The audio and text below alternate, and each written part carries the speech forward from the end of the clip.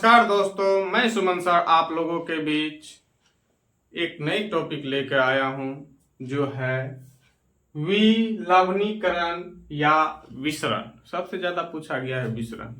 आप लोगों को अच्छा लगे तो चैनल को सब्सक्राइब कीजिएगा, कमेंट कीजिएगा, लाइक कीजिएगा, शेयर कीजिएगा।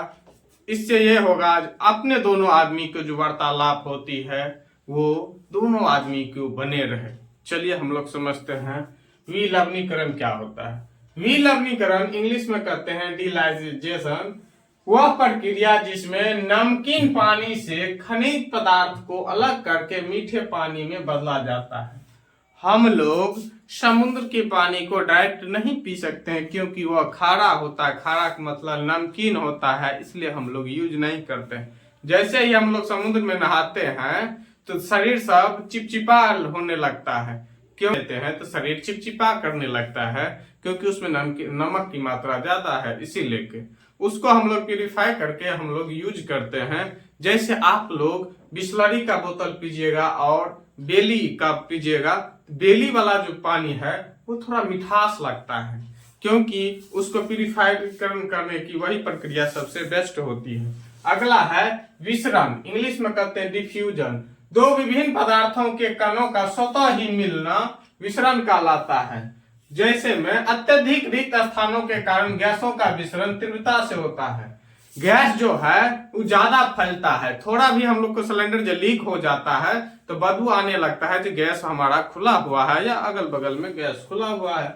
अगला है घनत्व में अंतर रहने के कारण गैसों में मिलना विसरण कहलाता है। घनत्व में अंतर, घनत्व में जैसे ही अंतर होगा तो उसको गैसों का मिलना ही सबसे ज्यादा विसरण कहलाता है। अगला है तापमान बढ़ने से विसरण का गुण बढ़ता है। जैसे हम लोग ठंडी के मौसम में सिलेंडर जो यूज करते हैं और गर्मी के मौसम में, तो ठंडी के मौसम में कुछ गैस रह ही जाता है। जैसे हम लोग को यहाँ जो भोज होता है या कोई फंक्शन होता है ठंड के मौसम में, तो वो जो खाना बनाने वाले रहते हैं तो वो क्या करते हैं, एक ड्रम या एक गमला में गर्म पानी कर लेते हैं और उसमें सिलेंडर को रख देते हैं जो भी उसमें गैस हो जो पूर्ण रूप में निकल सके, इसीलिए क्योंकि ठंड के मौसम में वो जम जाता है। अगला है तापमान बढ़ने से विसरण का गुण बढ़ता है। गर्मी के मौसम में तो ऑटोमेटिक वो पिघले रहता है। विसरण के गुण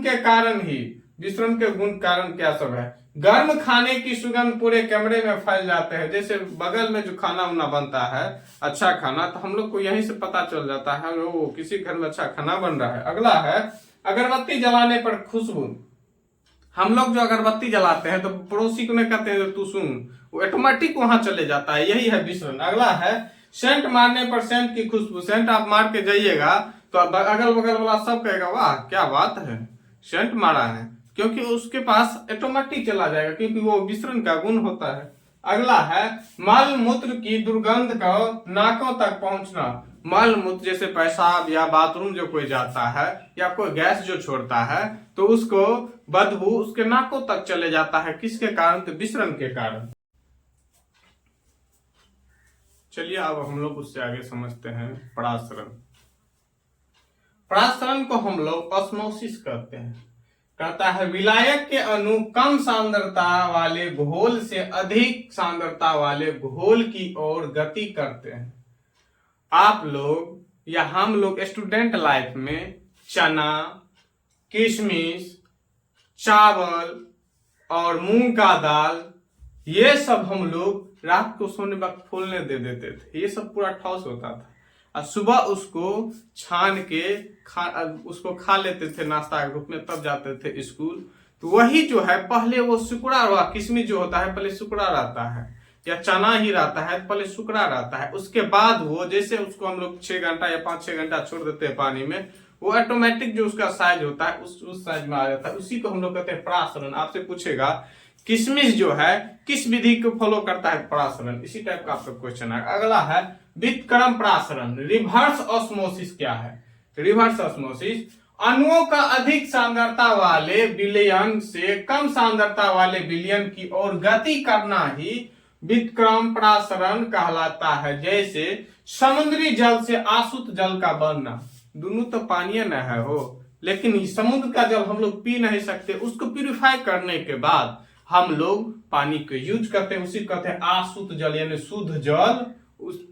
जैसे शुद्ध जल का पीएच मान 7 होता है। अगला है, नोट करके लिखे हैं, जो सूखे पौधों की डंडियों से अनाज को अलग करना थ्रेसिंग कहलाता है। थ्रेसिंग, हम लोग जो धान, गेहूं, मकई, जौ, बाजरा जो भी होता है, हम लोग के मुख्य ज्यादातर होता है धान, गेहूं, मकई, ये सब की खेती हम लोग की तरफ ज्यादा होता है। हम लोग क्या करते हैं, थ्रेसरिंग करते हैं, यानी मशीन द्वारा उसको तैयार किया जाता है, उसी को हम लोग कहते हैं थ्रेसरिंग।